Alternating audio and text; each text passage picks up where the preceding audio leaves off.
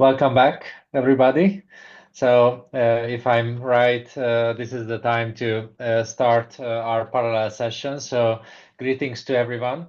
I would like to ask our speakers, Dan Harris, Jamie Lowe, and Yari Laru, to keep their camera on, at least when they are speaking, and keep their microphone on, at least when they are speaking. So, we have a very limited time and really eruptive speakers full with thoughts. So I really don't want to steal any minute from them. However, each of them deserves a very bold introduction because they are wonderful experts from all around the world. So I would like to suggest that if you agree that we try to keep like 15 minutes to each talk, 15 between 20, and then we can save some time for conversation in the end if we manage to do so. I will remind you at least when 15 minutes passed, and let's see how the rest 5 minutes is managed by you. So that's why I also will limit my introductions much shorter than you would deserve to that. If I would like to introduce you, it would be same length as your talks. So please forgive me about that. So I would like to call on stage Dan Harris, who is my wonderful friend from Melbourne, Australia, and they are the Associate Dean Research and Innovation at the School of Education at RMIT in Melbourne. They are also Australian Research Council Future Fellow and the co-director of the Creative Agency Research Lab, which I'm also a happy member of. And they are editing Creativity, Education and the Arts series from Belgrave and authored more than 100 articles, book chapters, many dozens of books, but they are also author of plays and theater pieces, films, and spoken word performances. So a truly creative practitioner and researcher and artist. So warm welcome. I can't wait to hear your reflection about this AI buzz what we are experiencing all around. The floor is yours, Dan. Please switch on your mic. Unmute. Okay, please give to Dan the opportunity to unmute. So I would like to ask organizer. Yes, it worked. Thank you. Here we go. We're good. Thank you, Christoph. It's great to be here. And Perfect. hello, everyone. Just like to thank Christoph and the other hosts of this wonderful event. It's such an honor to be here. I'll try and keep it to 15 minutes and hope it contributes some ideas to this wonderful gathering. Thank you. So I don't have a PowerPoint. I'm just going to speak to you and hope toward a dialogue today. I'm going to focus in this talk on juxtaposing two powerful cultural forces in tension with each other here in Australia in contemporary education. You can hear me okay? We hear you very well, crystal clear. Go on. Wonderful. Perfect. Thanks. Okay, so the first idea I'm going to explore is the government's response to teacher shortages, teacher dissatisfaction, and an inability to retain the teachers that we have. The second is what is being called, at least here, the higher education revolution of AI, predictive AI, and machine learning. So I've been asking myself, how would our elders, our education elders, see the return to direct instruction, which is the turn we've taken in the last 12 to 18 months here in Australia?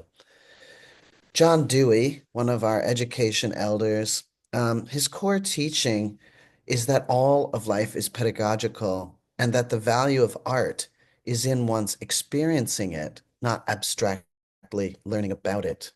And that, I believe, is a world away from the current education direction in today's Australia.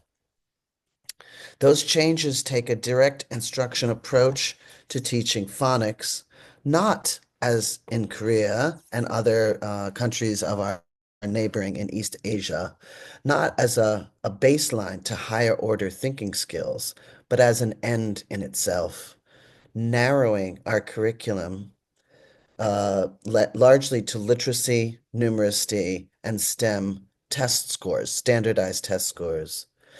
That is after we recently came fourth in the global PISA creative thinking test, a success that has not even been mentioned, much less celebrated by our Australian government, including our education minister, Mr. Jason Clare. So how is that interacting with John Dewey's love of the outside world? How is it interacting with generative AI and this learning revolution that we're experiencing now? With how is it interacting or responding to global workforces with the need for untangling propaganda and fake news from the truth that's so prevalent right now, especially? Or with the accelerating climate crisis, with proliferating wars and religious, racial, and political extremism? Well, I argue that it's not responding to those at all. Numerous education scholars have explored in great detail how creativity is an embodied, relational, and in fact, quite scientific process that does not exist in isolation. And STEAM, as everyone here knows already, is a perfect example of this. But again, STEAM, sadly, is not widely taken up in Australia. It's put aside in favor of a STEM alone focus. Surely sustainable futures, whether they be economically, ecologically, or emotionally, depend on the type of longer term commitments, like STEAM approaches, than the ones on the table at present. I argue that they're not at odds with the rise of predictive AI, or what some are calling the higher revolution, education revolution, within which, and I argue instead, all of these issues are entangled together.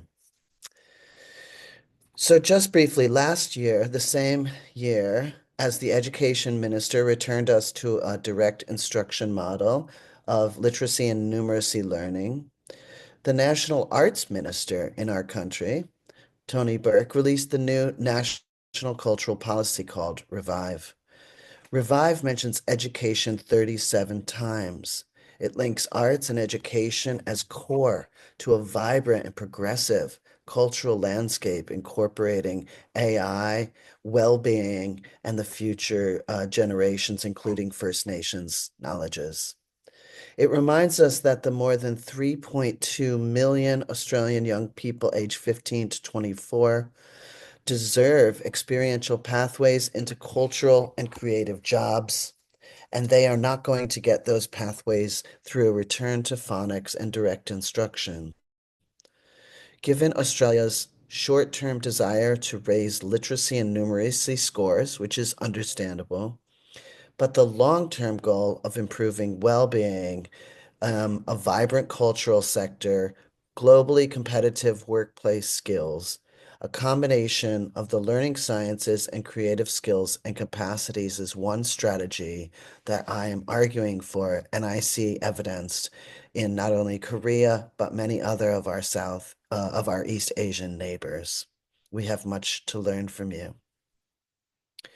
Revive claims that creativity and design thinking have been shown to be increasingly valuable to a range of different disciplines, including to train and upskill individuals across a range of different industries.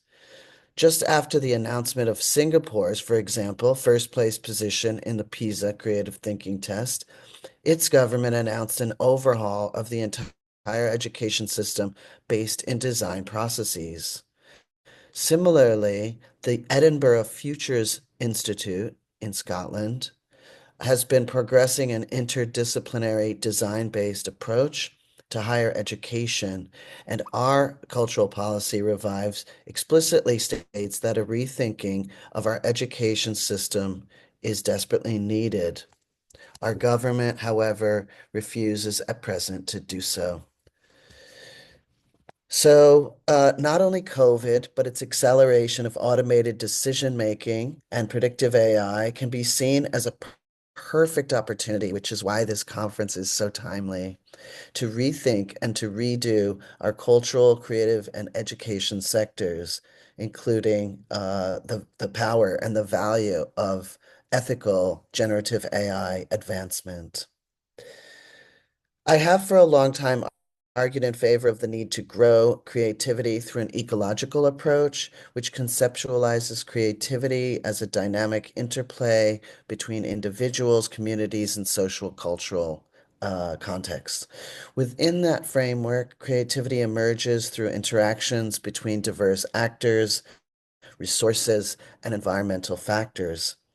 By applying this model to predictive AI, we can understand AI development as a collaborative endeavor involving technologists, data scientists, ethicists, policymakers, teachers, and students, all equally importantly. Predictive AI interacts with broader sociocultural dynamics, reflecting and influencing prevailing values, beliefs, and norms, a process that I call cultural remixing. Predictive AI technologies driven by machine learning algorithms and big data analytics offer powerful opportunities for enhancing educational experiencing by bridging the so-called scientific and creative approaches, which I'm sure we here today know are not binary or dualistic opposites. By analyzing large data sets, predictive AI can anticipate learners' needs, personalize learning experiences, provide real-time feedback, and should not be considered a threat to teacher efficacy or teacher training or employment. It provides a collaborative opportunity for us to work better, bigger, and more creatively. These technologies have the potential to augment creative learning environments by generating novel insights, facilitating collaboration, and fostering adaptive learning experiences, which I believe is the opposite of standardization. The view of AI as purely functional, and I'm sure we'll hear much more about this today, overlooks, I believe, its creative potential. By approaching generative AI and other machine learning and AI technologies through my creative ecologies framework, we can see how it can enhance education through a range of areas, including partnerships, place, policy, processes, and products. We already know that generative AI is a creative tool that shaped, and importantly, for me, this is core, is shaped by our social cultural contexts in which it operates. It's not neutral, and I think we know that on this side of the world, maybe not so well in other parts of the world. It's not culturally neutral. It's shaped by and helps shape the locations and cultures in which it is programmed and being built. Machine learning and AI, like all innovation and creative leaps forward, operate within dynamic ecosystems of tech innovation, cultural influences, imperialism, neocolonialism, as well as human creativity. It adapts and evolves over time, iteratively refining its models and strategies in response to changing inputs and feedback, which is, by the way, a hallmark of creative adaptation within and part of complex systems. Generative AI is at its heart a creative and collaborative tool, I firmly believe.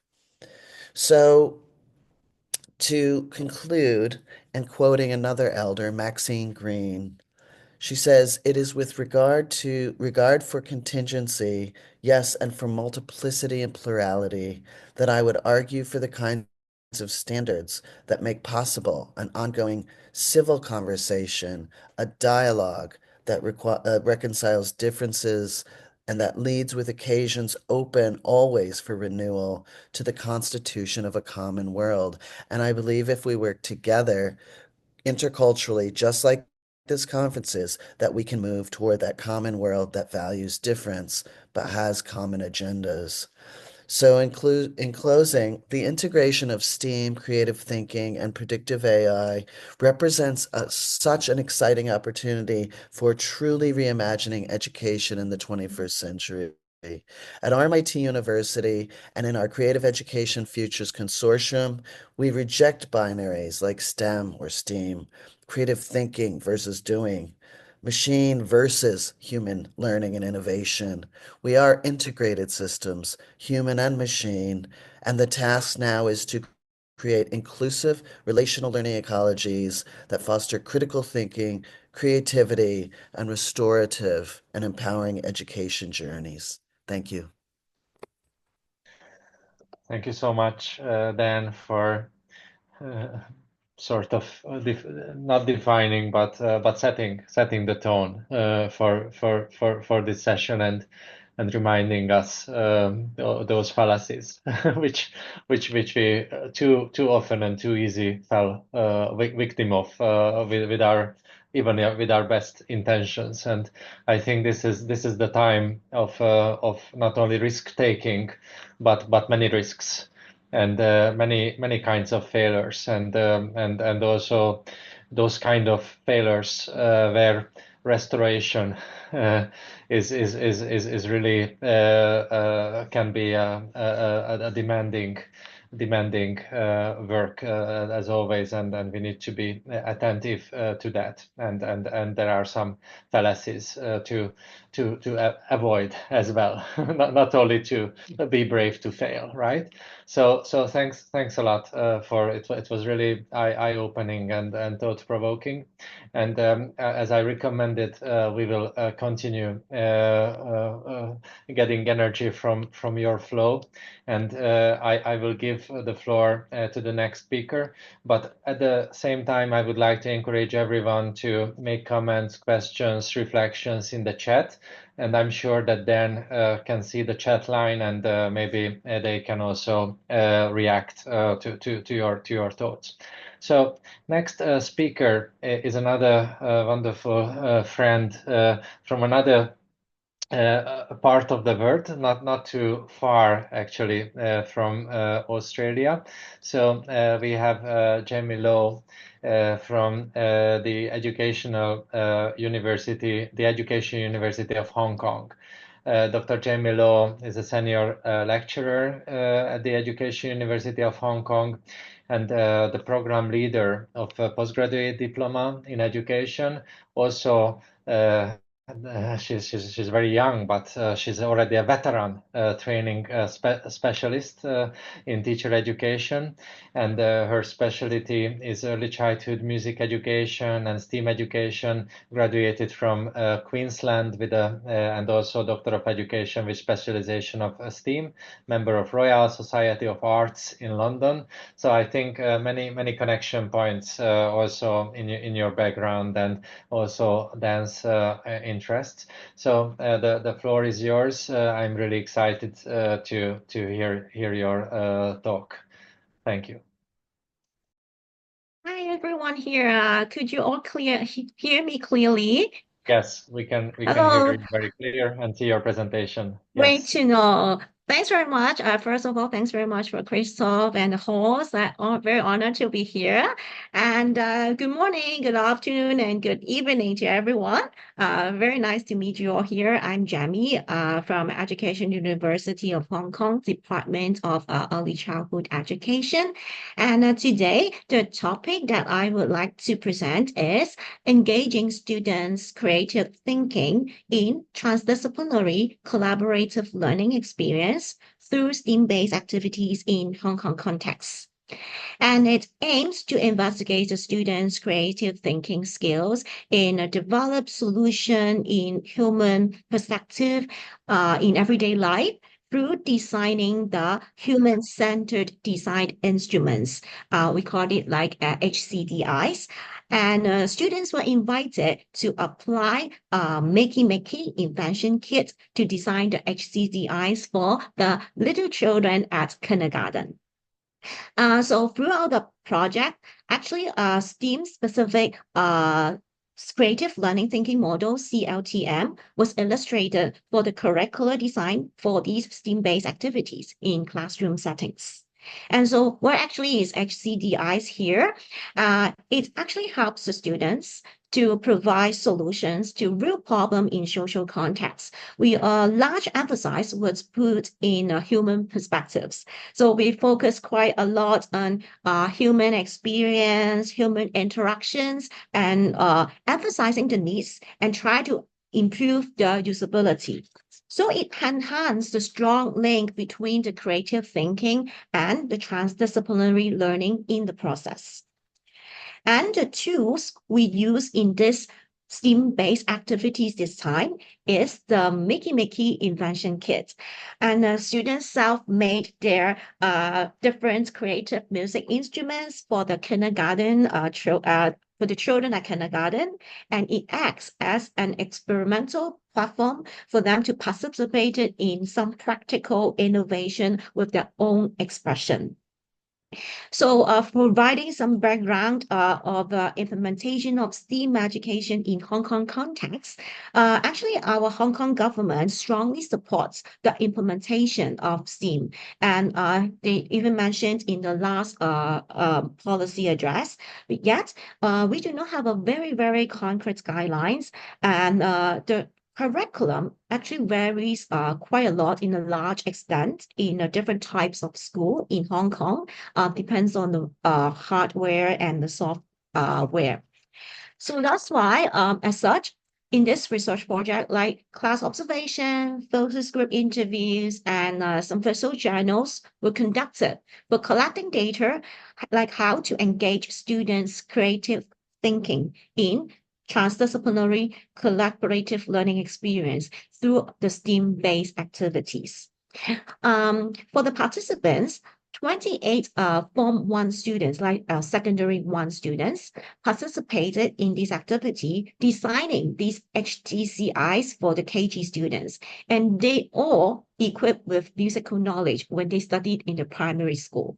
And all students participated in the class observations and the visual journals, while 5 of them joined the focus group interview as well. So this is the plan of the data collections. So for the class observation, we focus quite a lot on the process of how they create the HCDIs with the Mihye kit. And for the focus group interviews, we hope that we can have a better understanding of the student engagement and their mostly important, the perception in the STEAM projects. And a visual journal, we will focus more on the design process and students' the creative thinking when designing their HCDIs. So let's take a look at a class observation arrangement. Actually, I divided into like 3 stages, and 3 observations were taken place, and each observation actually like lasts around 45 minutes to an hour. And we try to observe like how the young children at kindergarten as the user, like how they enjoy and learn through these HCDIs with the guidance of the student designer, that is who is the secondary 1 students as the creator.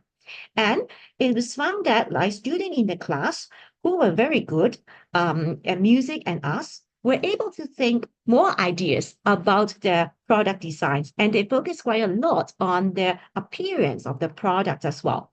And most of the students are very proactive in expressing their opinions and providing feedbacks with their group mates. And so that we can see that the collaborative effort is very obvious and strong. And it was observed that this activity allowed the students to demonstrate their individual strengths and bring the different forms of knowledge, including skills in technology, drawing, and musical instrument skills with no pressure. They enjoyed quite a lot. And this triggers the students' imagination and encourage them to go beyond in exploring other potential possibilities. So students' creative thinking, I can say that it has been promoted in this activity. And they even go to the kindergarten as a site visit.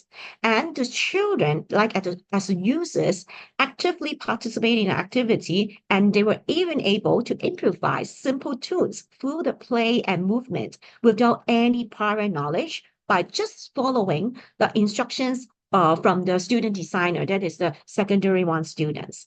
And these student designers were able to generate an answer to overcome the problem on site in response to the children's reaction. For example, like the student designer can quickly adjust the size of the cardboard paper that you can see in the picture. They found that, oh, then it's not big enough for the young children to step on it. And they even noticed that the cardboard actually will be easily broken when the children jumped on it. So they make some adjustment on it. So we can see that like level of fluency and elaboration in creative thinking is really noticeable in this experimental stage during the site visit. And in addition, one semi-structured focus group interview was conducted with 5 students. And these interview questions were designed with reference to the 5 stages of the framework of creative thinking spiral from Mitch Ransnick, namely as imagine, create, play, share, reflect, and then back to imagine. So the interview aims to explore the process of students' learning experience and the perception in being a designer of the product for the specific young users like the kindergarten children in real-world contexts. And the students will also ask about the perspectives on fostering creative thinking and learning in the classroom, and it helps us to have a more comprehensive understanding of the students' engagement in the STEAM project through using the Makey Makey toolkit. And they share quite a lot based on the 5 stage of creative learning spiral. And from the imagine part, they actually imagine their product design with the linkage of the personal experience and the memory as a kid. And they also started their imagination from the unique needs from the young children's perspectives in the real world context. And they made a very good use of their prior knowledge as well. And they enriched before when they designed the human-centered design instruments. Quite a number of the students mentioned the prior knowledge about Scratch that they learned in primary school. And most of the students are very eager to explore different materials in realizing the mental image of their designed products as well. So the fluency in creative thinking is quite proactive, and they try to think numbers of materials when they try to create and perfect the products. And furthermore, they also express that the playing experience of the site visit at kindergarten play a very important role because it helps them to observe the characteristics of the young children and consider the strengths and the limitation when designing these instruments. For example, they concern the safety of the newly designed products and try to revamp it into a more user-friendly product with the balance in abilities in creativity and contextual understanding. So from the sharing, it is seen that they have a very positive attitude there, and elaboration skills was shown, and they constantly built on and extended one another's work based on the responsiveness or some suggestions from the users and from the group mates. And they feel quite delighted in becoming the student designer because in this project, they figured out that they have the necessary quality to be the designer and create something new and meaningful to the society. And another methodology is the visual journal. So most of the participants work out the visual journals in groups that you can see on the screens, and they are encouraged to showcase the ideas in different forms of expression. You can see some pictures, see some text there, and then they can show the really detailed ideas in their visual thinking, including the physical appearance of these HCDIs and also the technical connection between the HCDIs and the computer. And they further elaborate with some short narratives with their own words. And you can see that they can personalize their description by relating it to the perspective of the target users, like the children, and also their experience as well. Particularly, you can see from the picture that you can see some little arrows. So it shows a very traditional game for the children jumping on it, like going up and going down, like.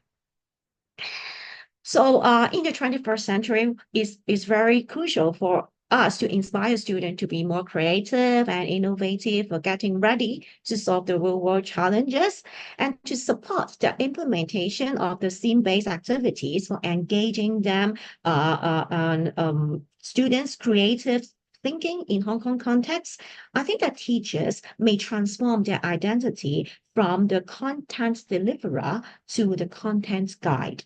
So STEAM specific creative learning thinking model, CLTM, was illustrated for the curricular design for the STEAM-based activities. So educator may set the learning starting from a problem in a real-world context, which motivates the students to solve it and explore the problems with the knowledge integration across the STEAM disciplines and try to obtain more and more hands-on activities and experience in the product design and then try to encourage them to work out some creative ideas collaboratively with sharing and try to reflect the outcomes with the co-evolution of problems and solutions. So to conclude, this project shows an example in engaging students' creative thinking in the transdisciplinary collaborative learning, and it successfully encouraged students to examine some real-life issues from different many perspectives. And they also gain the understanding of the adaptability of the real-life situation. And actually, for me, it is seen that a learning community is gradually built in the STEAM project, and which are able to support diverse students' capabilities in learning their own level of expertise and their pace with comfort. So I think that this kind of collaborative learning environment can foster students' creative thinking as well as create a sense of belonging in their learning process. So this is my short sharing for you all. So hope you enjoy it, and thank you very much for your time. Thank you. Bravo, Jamie. Very, very key points added to our dialogue. And thanks a lot for the contribution and also very strictly keeping this very challenging time frame what we have today.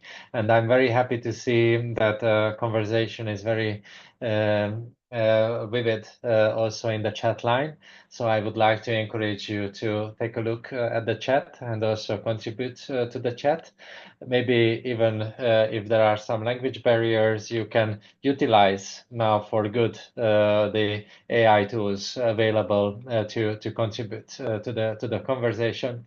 So next speaker is another great friend. Of course, we are all getting friends here sooner or later. This is Dr. Jari Laru, who is not too far, even physically, from me at the moment. Only like 600 kilometers, maybe four. I'm not sure. Maybe only 400 kilometers in Oulu.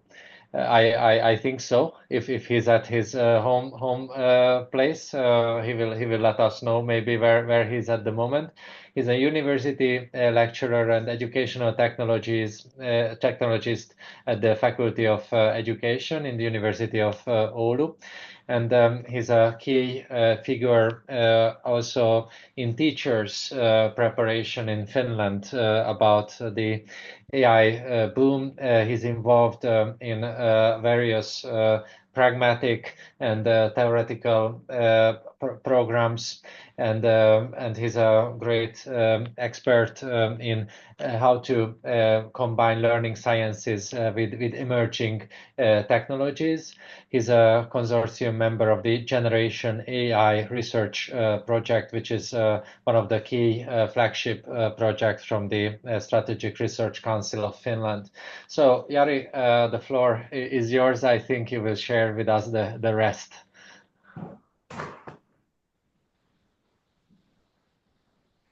Please give the opportunity to Jari to Yes. open his mic. Wonderful. Okay. Wonderful. Thank you, Christoph. Can you see my screen and hear voice? Yes, we can see. If you make it full screen, I don't know if Yeah. you, but we can see your screen and we can hear you. This panel, yes. Okay.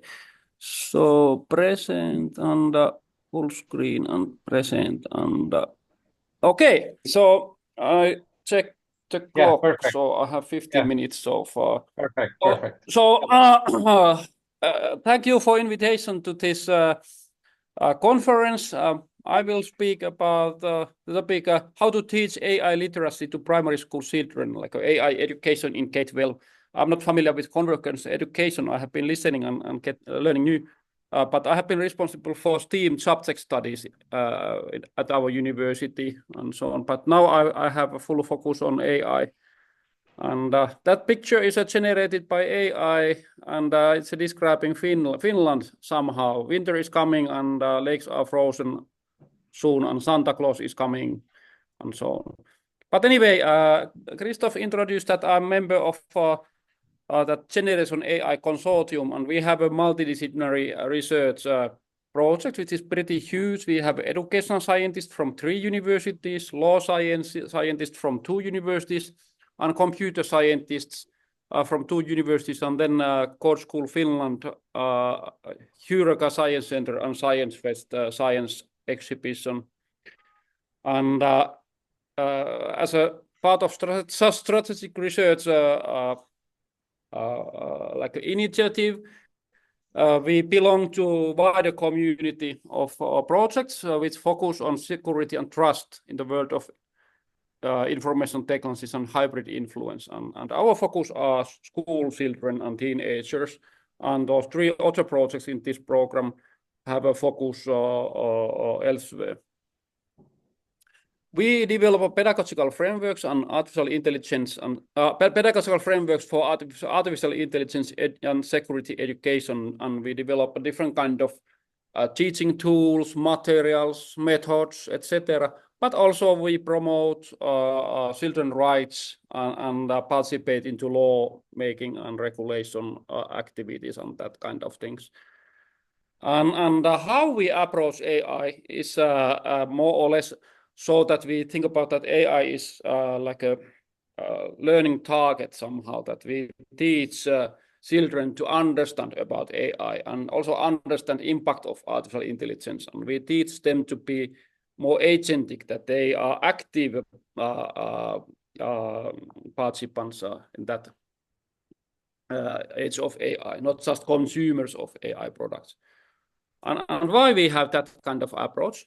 The issue is that average Finnish 13-year-old child has a, let's say, 70 million database on different servers. It can be Spotify, YouTube, TikTok, Snapchat, whatever. Even though those services have a age limit, children and teenagers are still using those.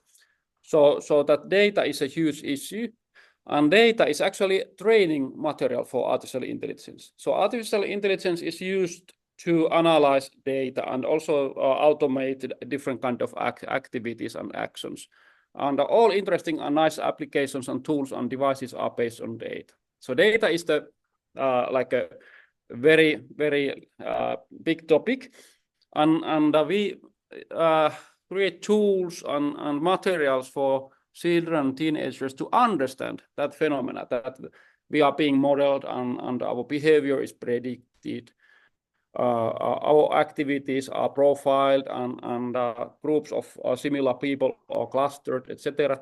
So how to teach that kind of issues in the world where discussion is more or less concentrated to very simple issues and topics, like a TikTok is a heavy debate in Finland. That's TikTok is causing blah, blah, blah. It's not TikTok. It's not even a mobile phone. It's an artificial intelligence embedded into different kind of software, phones, devices, and so on. So artificial intelligence is the thing. And mainstream teacher or student doesn't understand so much about AI. They may know that AI is a ChatGPT or Microsoft Copilot or something, some kind of similar trademark, but they don't understand societal aspects of AI and the effects of AI, and they don't have like a tools to really teach about AI. Okay, how to do that in action? it's a very huge challenge. So it has been said that making children and young people aware of that kind of technology, it's one of the most significant challenges of 21st century. It's a very huge challenge, and it's a challenge for all of us, not just for us in the Generation AI project. So we need to develop a new kind of literacies. We can call those literacies data literacy and AI literacy, but it can be also under different name, like a data agency or AI agency. It depends on the people how these are like presented. But how we teach that kind of literacies, like AI literacy, data literacy in the context of AI, that is the thing what we are doing. It's our primary thing. We develop our annual clock has a cycle that we have a 6 years project. So each year we have a development cycle where we put prototypes to schools and we collect research data, but also develop new versions of prototypes, so that after that development cycle, we can launch tools and materials to teachers outside of our project. So our main end beneficiary is not another researcher is a normal teacher in a normal school with the school students. So our first application is a teachable machine. We could say that it's a Google teachable machine 2.0. So we have taken into account that research written about Google teachable machine and other machine learning teaching tools. And one very crucial thing is that our competitors require coding, but our approach doesn't need coding at all. But anyway, even though kids doesn't need to code, they will learn and understand whole machine learning process, from data collection, AI training, evaluating that AI model, and so on, until application develop to ready application and application development, and they can deploy those applications to other students. So this is a simplified version of the same thing. So with a teachable machine, we can teach phenomena like data, machine learning, classification, bias, fragility, and that kind of things. And we have public free tool. You can use it and you can localize it to Korean language. It's a normal GitHub based GitHub repository where you can get the code and other materials. And learning materials are mostly in Finnish at the moment, and localization is done with a Google Translator, so it's not perfect, but you can understand anyway. But anyway, that like a teaching data classification application is the workflow. Everything is, let's say, okay. Oh, this picture has an issue. But anyway, pupils' understanding when they used artificial intelligence in school projects is improved. So we emphasize that artificial intelligence teaching in schools need to be properly implemented, and actually it needs to follow that kind of methods and theories and guidelines and technologies needs to be like a serious, that we don't have a choice. For example, this teachable machine application, it's using ImageNet and PostNet models, which are used also for commercial purposes. And it's a deep learning algorithm technology, which got that Nobel Prize in physics. So same deep learning algorithms are working in that. Okay, and yes, so that use of that teachable machine like develops children's AI understanding, And another possibility is, of course, hold. And over there is a recycling machine, like in the context of steam. So it can recognize glass, cardboard, and that kind of things. Yes, thank you. Here in Oulu. And those three guys won that competition with that recycling machine, which was based on that classifier. And then they shared the machine learning model from classifier to Lego EV programming, which was done in the Scratch, special version of Scratch. And then that Lego EV robotics actually was behind of that recycling machine. This is like a much like a difficult version of understanding AI, and based on global research, scientific research, it's not the best way to teach AI. This one is better. That no need for coding, but some students enjoy of the challenges and so on. Okay, our second application at the moment is social media emulator, and this is first ever in whole world. So this is something big.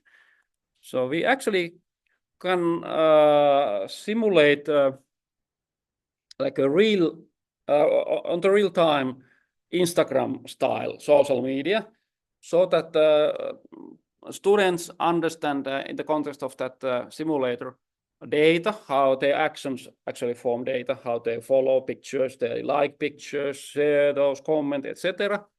And they also will understand how the actions are profiled. That when some students like, for example, food-related pictures, some like nature-related pictures, etc. That the AI first it will profile those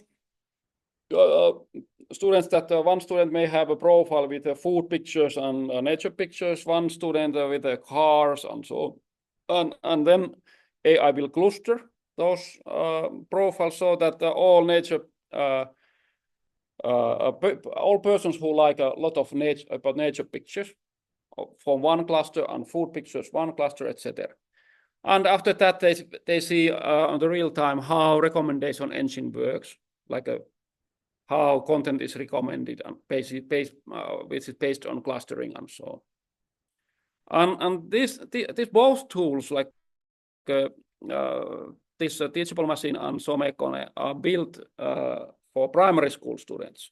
So those are pretty easy to use and so on. But when we are teaching, for example, concept data, we have a profile game which is separate from social media machine. And profile game is a place where students try to guess, like estimate that what kind of person would be behind of these pictures. And it's like a before using social media machine. Okay, it's a 15-year-old guy and lives in Tampere in Finland, and has hobbies like playing, skating, ice hockey, and so on.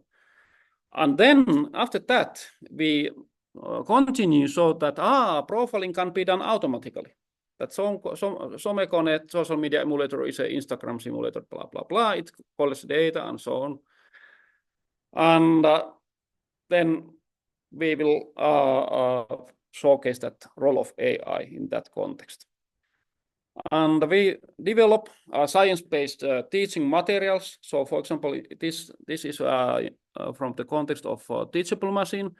So we have research on technology side and on pedagogy side, and then we distill that research to white paper style books in Finnish without scientific references at all. Just a book which represents a research-based solution to teach that kind of AI thing. And furthermore, we continue so that we publish materials on web page and as a PowerPoint presentation and that kind of things, that teachers who doesn't have interest to white paper style material, they can just take a presentation and have a lesson. We try to serve different kind of educators. And we are international, so Teachable Machine is available at the moment in Finnish, English, Finnish 2 times. Finnish, English, Germany, Portuguese, Russian, Swedish, and Ukraine. And it's, like I said earlier, it's very easy to translate to different languages, like localized, normal localization process. And Somekone social media simulator is available at the moment in Finnish and English. And that's all. I try to be fast, so I'm open for your comments and questions so far. I would have let's say, material for hours and hours of presentations and workshops and so on, but now in the time frame of 15 minutes, I try to be very, let's say, fast. Amazing. Thank you for the very disciplined approach to our time frame to our speakers. If you can stop your screen sharing, Jari, then I would like to put all speakers pinned on the screen. And let me open this discussion with a question first to Jari, but welcome everyone to contribute. So Jari, in Finland, the main educational approach was access for all. And this was the baseline so far, and this is the baseline so far. However, AI doesn't seem for me the same kind of problem like having a better computer or not, but like having internet or not in terms of accessing to very advanced AIs and less advanced, and even just to access the AI. So when we also have a debate, and this was also in the chat, of restricting mobiles, restricting different devices in schools, how do you see this very critical issue of giving the same chance to everyone and having the school still as a place for social transition when there are these very, I would say, aggressively high-end and highly energy efficient, not efficient, but energy hunger technologies, resource hunger technologies here? Yeah, it's a very good question, and I start from our applications that our applications are run locally. So when end user starts, for example, Teachable Machine, it will be loaded to web browser, and it's a server is a local web browser, and we can share access to that web browser so that even you from Korea would use Teachable Machine together with me. But all calculations are done locally. So it's very efficient and safe, and our safety measures are very strict. So we don't collect and share anything. So we know only measure what we know from our products. For example, yesterday our developer said that Teachable Machine has been opened 10,000 times, but we don't know who is using that. We don't have any that kind of statistics. But comes to general purpose AI like ChatGPT, Copilot, etc. Technology is available for local small and large language models. That I think that the educational that kind of generative AI will be run in the future on local computers. But at the moment, it's demanding that you need to have special like a powerful computers, and especially you need to have a nerdy skills. Like I was repairing our laser cutter at the same time when I was preparing presentation and so on. So I'm nerd in our faculty, but many colleagues in teacher education and normal schools, they are not nerds. So that's why we use those Microsoft-related tools, that kind of things. Or it's possible to use our learning about AI tools, which are made to be very simple. Our design principle in our project context was to do commercial level tools, which are very usable and easy to use, and like a resource-wise. But yeah, Yeah. we try to offer our experience to all in Thank Finland you so much. and Yeah, I see. Then you have a lot of comments and questions. Please share your reflections. No, I asked Jamie a question first about what the greatest obstacles to her work, the wonderful work that she shared with us are, and she answered it in the chat. But Jamie, maybe you wanted to say something more about that Yeah, I because I can think it's supplement a such a little bit. global. Yeah, sure. I'm not sure whether it happens in all countries actually, but in Hong Kong setting, so actually especially in secondary school, the schedule is very tight, and actually STEAM education is not considered as a very formal curricula in the curriculum guide. So that some of the school may just take it as a like extracurricular activities, and it's really hard to spend time like over a week or over a month to work on some projects there. So I'm lucky to have these students participated in these projects. And actually, after these projects, the principal supports a lot, and then they see a very obvious outcomes. And actually, from the time being, they keep going on year by year now. Yeah, at least they implement the STEAM week in the academic year. So this is, I think this is the happy thing that we can witness. Yeah. Thank you. Then um, let me ask you that did you try any time, and this is like a moment of truth. Did you try any time to use any of these AI tools, whatever generative, whatever's for your for artistic purposes? Did you test? Did you try? Did have you done? And if you done, what's your reflection and what kind of cautions you might have? Yeah, yeah, yeah. What's your experience as an artist? Look, I mean, I guess yes. The answer is yes. I haven't used it for traditionally creative work like making a performance or something like that, but I've used it for writing presentations or drafting. So like that iterative, you know, relationship with it. But I guess I'm just very fascinated by the fear surrounding it, and I think that's for very good reason. There's a lot to be concerned with that we could talk about all day long. But I believe that in education, we're pretty conservative a lot of the time. And what I see is that a lot of other sectors are really embracing the creative aspects of it and the potential of it. And sometimes in teacher education, at least, we are just in this state of fear and worry and trying to control, you know, how it's coming into our classrooms. And meanwhile, the kids are just using it anyway. So I think it's one of those wonderful moments where the students, the young people are kind of zooming ahead of us. And I think that's always a wonderful, exciting opening for learning to teach differently. Or like one of the speakers said, you know, like being a guide rather than a content deliverer. I think this is instantiating. That's been coming with the internet,